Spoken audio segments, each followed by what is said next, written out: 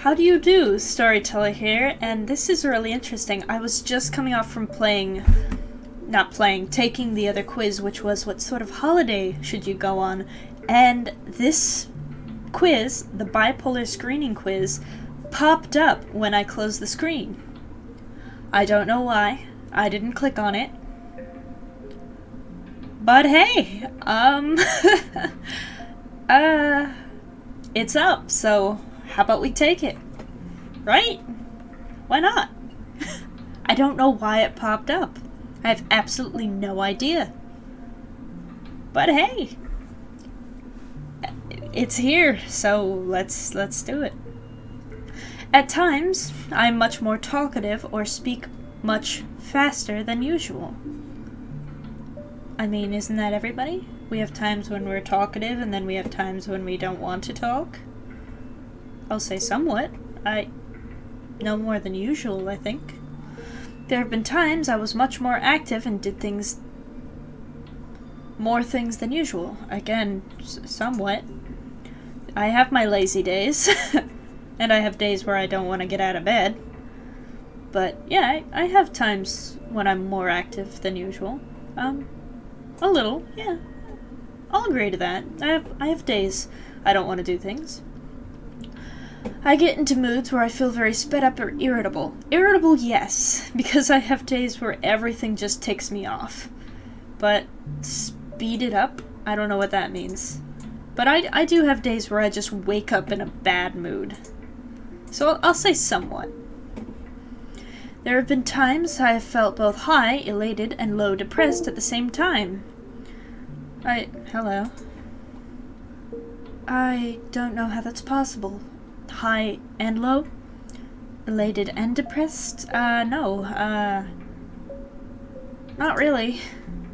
I can't feel two at the same time. I've been much more interested in sex than usual. No, actually. That's, okay, let's just move on from that one. I'm not gonna spend too much time on that one. Let's just share in that laugh for a second and move on. I didn't read ahead the questions, so I wasn't really ready for that. My self-confidence ranges from great self-doubt to equally great overconfidence.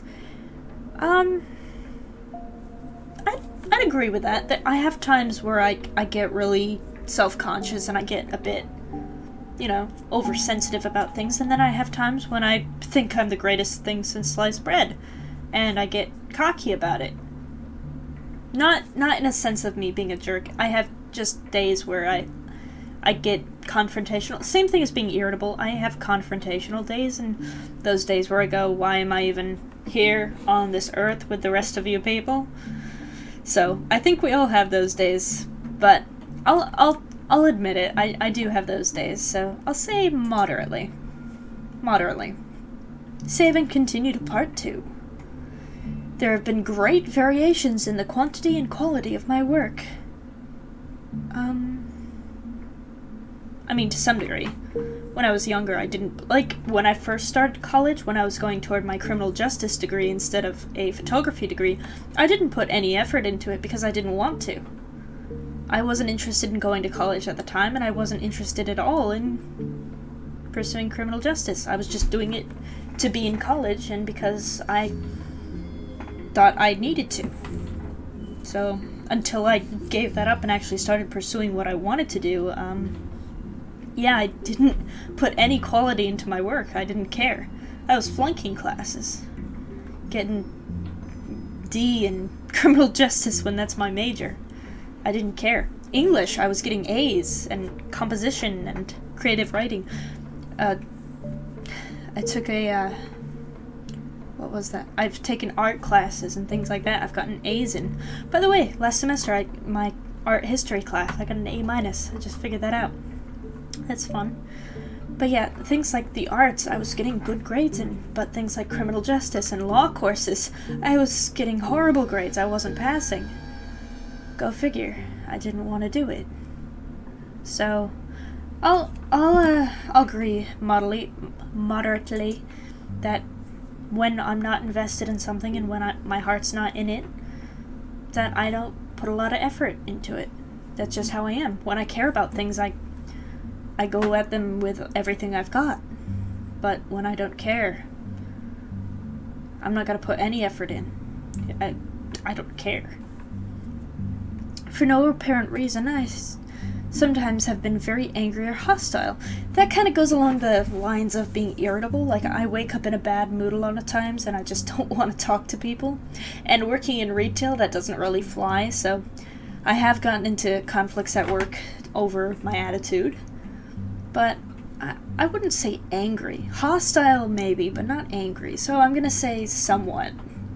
Because I'm not aggressive. I'm just irritable. Sorry, I'm talking a lot and I'm getting kind of winded. I have periods of mental dullness and other periods of very creative thinking. Absolutely. As a writer and someone who studies the arts, I can say definitely that I have times when I don't want to think or do anything creative. I don't want to work on anything I've written, and I don't want to draw or anything like that. I kind of leave all of that behind for a little bit.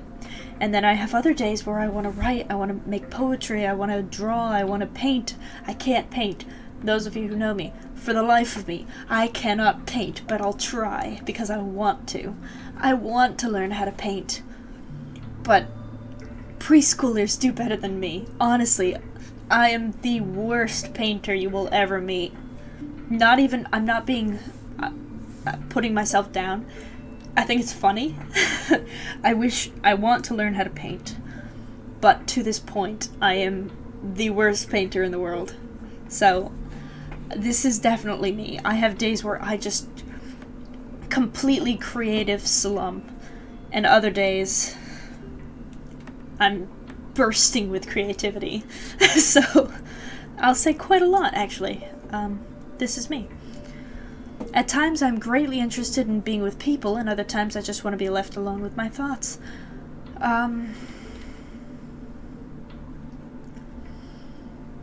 This is a difficult question because of the way it's worded. I'm actually never interested in being around people. I'm a very much to myself person, and although I don't mind being around other people, and sometimes the company of one or two people is awesome. I love sharing that, especially when we have intelligent conversations. Like at school, it's just, oh my gosh, my boyfriend, and did you see what Brittany posted on Facebook the other day? And just shut up. But when I have one or two people, like at school, I'll have those friends who I can just look at and we've communicated. It's do you know what I'm talking about? You don't have to really say anything. You just share in that association and each other's presence, and you've been socially reinvigorated.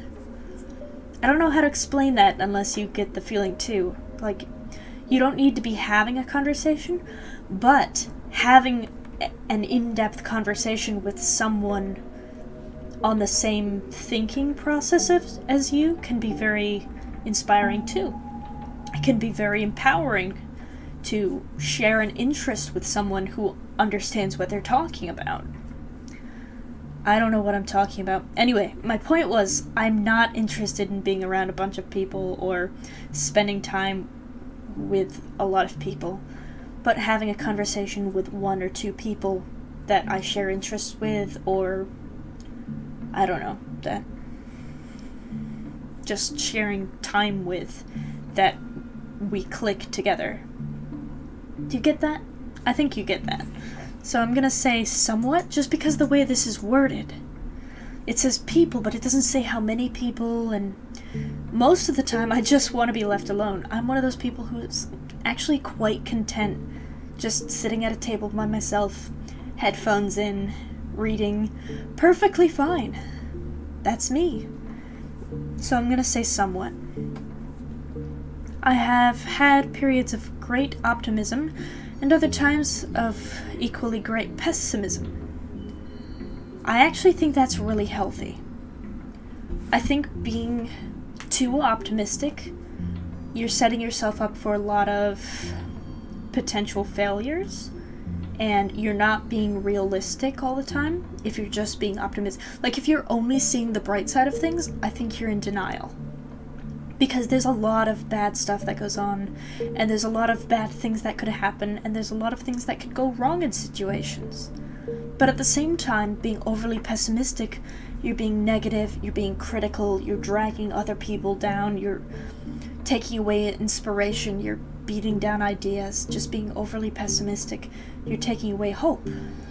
So I think having a balance, like having periods of optimism and periods of pessimism, being the bright sunshine and playing devil's advocate at the same time, I think that's extremely important, to be able to look at life through both an optimistic, a good, and pessimistic point of view. Having that balance is kind of what keeps everything in reality. Because you can't just be happy and everything be great all the time, but you can't be overly critical or angry or pessimistic about things all the time. You need to have both. So I'm going to say very much, I have both optimistic and pessimistic points of views. And I think that's incredibly important. I have periods of tearfulness and crying, and other times when I joke excessively. You see, this is hard because my coping mechanism, like when I'm upset, I tend to look for something to joke about. Like if I'm angry, I'll make a joke. Does that make sense? I'm the type that doesn't like to be confrontational, even though I do get times when I'm irritable. I get sarcastic, and I tend to be a bit critical, but in a sarcastic sense. So even when I'm upset, I tend to try to make jokes, or try to make humor of the situation, even if it's at the expense of somebody else, which unfortunately sometimes it is, because I'm not perfect. Definitely not. But, yeah, I'm not the breakdown and cry type of person unless it's something that really tugs emotionally at me. Like, it has to be something I really invest my emotion into. How do I say that? If it's something like family related or something where somebody has deeply hurt me, I'll cry. I'm not ashamed of crying, I'll cry. But most of the time, if it's something that irritates me or something that distresses me or makes me angry, something like that, I tend to try to make light of it. I try to joke about it because that's how I cope. I'm the move on, get past it, and try to look at the bright side type of person. That goes with the optimism thing. Try to see light in the situation. So, I'm gonna say, just a little. Because I can cry. I can cry about things, but most of the time I try to laugh and joke about things, so just a little. Let's score my bipolar quiz. I tend to overanalyze the questions, so I've probably given myself some very bad results. But I'm gonna put this right before I score my bipolar quiz. I'm not trusting whatever these results are. It's an online quiz. Without somebody talking to me and understanding my reasons for the questions, there's no way they can make any kind of judgment about my mental state. The computer can't do that. So I'm going to put that out right there. Whatever these results are, it doesn't make it true. It doesn't mean I'm going to believe it. I'm playing this for the fun of it because it popped up on my screen right after I played a quiz about what kind of vacation I should go on. So I was just curious. I wanted to play this, or take the quiz. So whatever these results are, don't believe it. Don't take it as gospel truth. It's just for fun. Score. You scored a 25. Based on your responses to this bipolar disorder quiz, you appear to be suffering from a bipolar disorder. It may be bipolar 1 or bipolar 2 disorder, but it's difficult to say given your responses. characterized by periods of hypomaniac mood instead of maniac mood. You should not take this diagnosis. Basically what I said, you should not take it as gospel truth. It's just a quiz.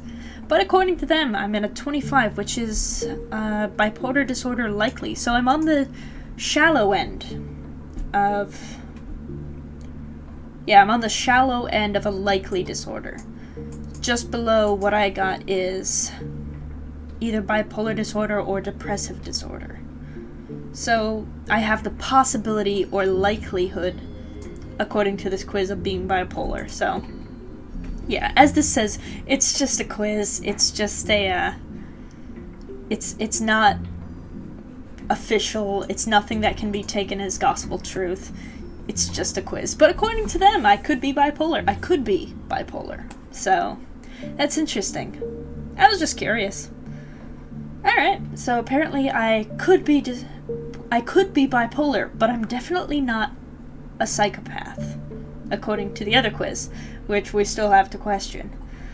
And apparently I'm a thrill seeker. I'm a thrill-seeking, possibly bipolar, but definitely not psychopath. Trying to think what the other quiz was. I have no idea what the other one is. Anyway, thank you so much for joining me for another quiz. This has been fun.